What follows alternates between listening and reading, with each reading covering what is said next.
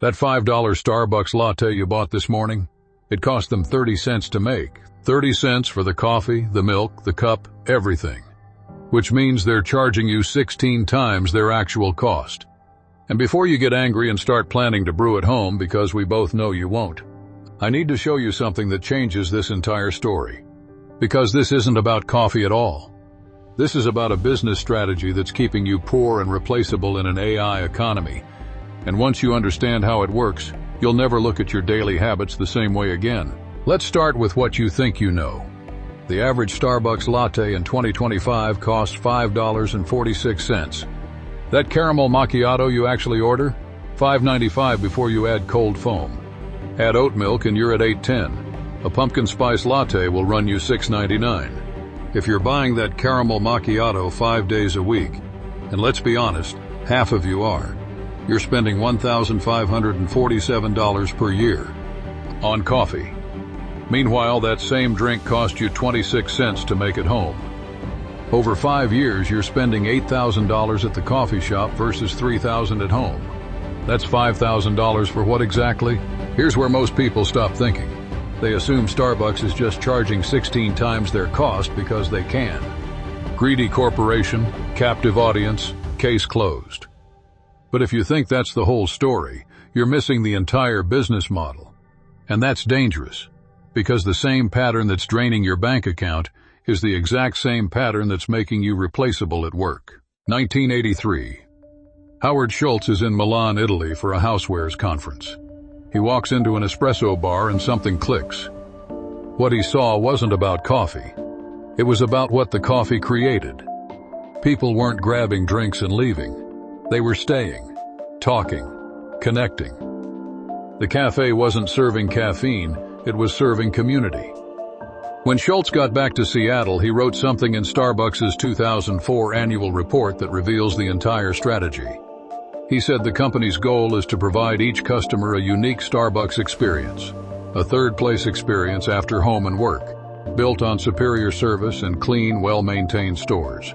Third place, not home, not work. Somewhere in between. This is the insight that built a $100 billion empire. Look at what they engineered. Comfortable chairs that make you want to stay. Counter-height design so you watch baristas work, creating theater instead of just service. Warm lighting that makes the space feel like a living room. Music carefully curated to set mood without distraction. Free Wi-Fi for 2 hours, long enough to work but not long enough to camp all day. And it worked.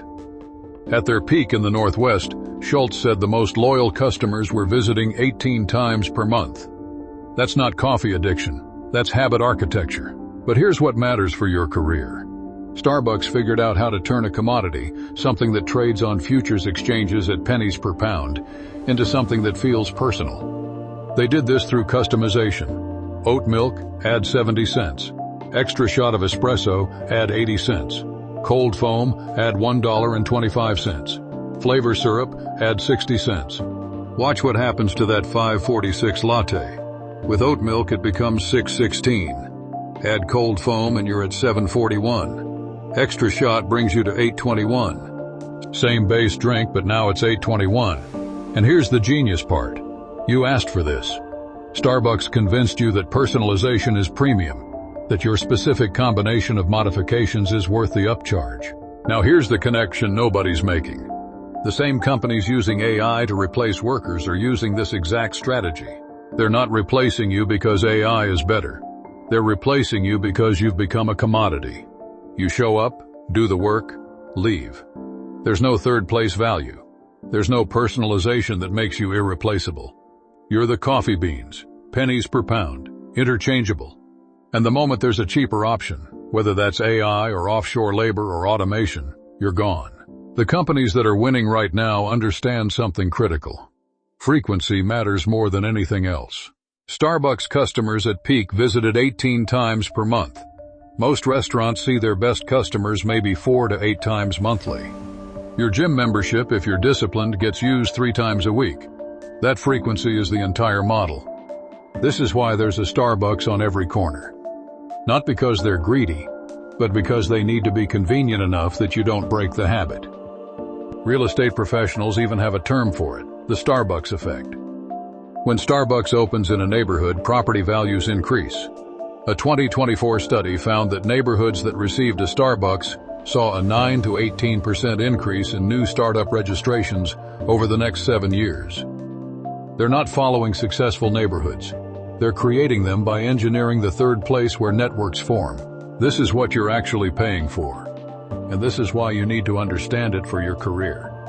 Because in 2025, the workers who survive aren't the ones who just show up and do good work. They're the ones who create third-place value.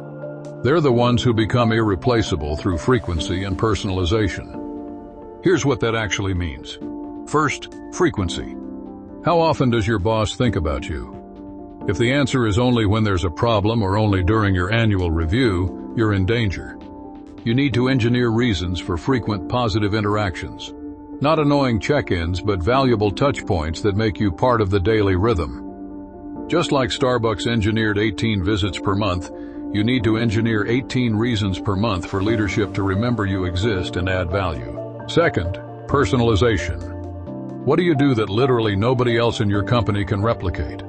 Not your job description, because AI can probably do that, but your specific combination of skills, relationships, and knowledge. Starbucks turned commodity coffee into $8 drinks through customization. You need to turn your commodity job description into something irreplaceable through your unique combination. Third place value. Are you creating spaces, literal or metaphorical, where people want to gather? Are you the person who makes meetings more productive? The one who connects people across departments? The one who shares knowledge that helps others succeed? That's third place value. That's what makes you expensive but worth it. Let me show you how this works in practice. I talked to a software developer last month who was terrified of being replaced by AI. His job was writing Python scripts for data analysis, completely automatable. But instead of panicking, he applied the Starbucks model. First, frequency. He started a weekly 15-minute session where he'd demo one new technique or tool to his team. Not mandatory, not formal, just valuable. Within 2 months, people were scheduling their week around it. He went from invisible to essential. Second, personalization.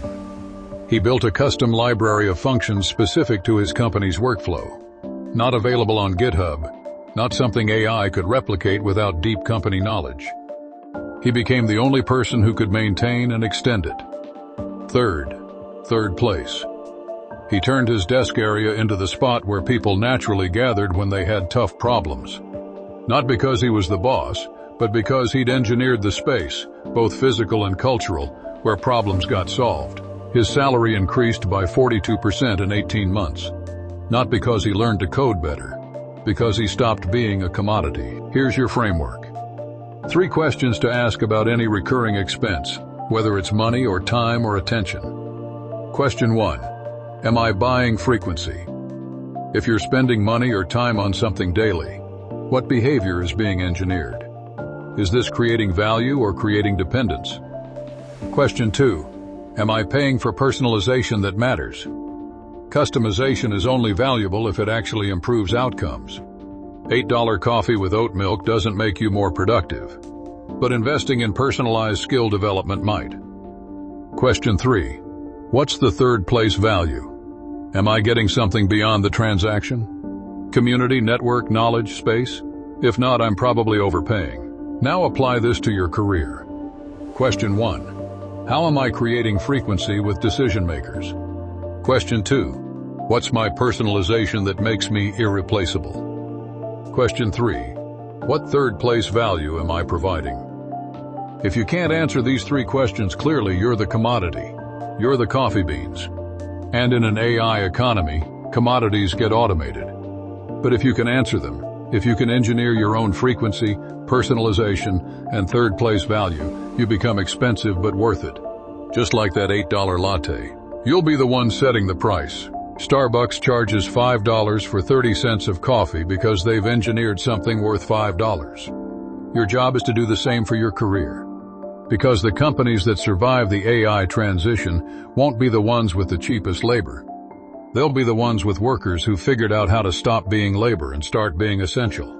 And that starts with understanding why smart people waste $1,500 on coffee. It's not about the coffee. It's never about the coffee. It's about the habit, the frequency, the personalization, and the third place. Master those 4 elements in your career, and you won't just survive the AI economy. If you found this valuable, the AI Career Survival Kit breaks down exactly how to apply these frameworks to your specific industry. It's $47, roughly 8.5 Starbucks lattes, but it might be the last career investment you need to make. Link in the description. And if this changed how you think about your daily habits, that's exactly what we do here at Future Intelligence. We find the unexpected economics that everyone else misses. Subscribe so you don't miss the next one.